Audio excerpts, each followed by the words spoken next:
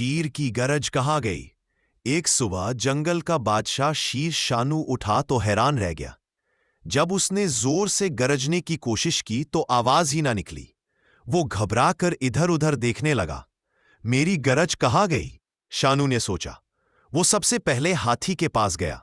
दोस्त, क्या तुमने मेरी गरज देखी? हाथी ने सर हिलाकर कहा, नहीं शानू, मैंने तो नहीं देखी। फिर वो जराफे, तोते और खरगोश के पास गया, मगर किसी ने भी गरज नहीं देखी थी। सब दोस्त फिक्रमंद हो गए। शीर की गरज ना हो तो जंगल की शान अधूरी लगती है। सब मिलकर तलाश करने लगे, कहीं दरख्तों के बीच, कहीं नदी के किनारे और कहीं गफ्फाओं के अंदर, लेकिन गरज का कोई पता न चला। इतने में बंदर ने शरारत से मजाक किया और मजाहिया बात कह दी। शानू जोर से हंस पड़ा और अचानक सबने सुना, उसकी हंसी के साथ वही पुरानी गरज गूंज उठी। सब दोस्त कहकहे लगाने लगे। शानू ने मुस्कुराकर कहा, लगता है मेरी गरज मेरी हंसी में छुप गई थी। और इस दिन के बाद शानू की गरज और हंसी हमेशा साथ रहने लगे।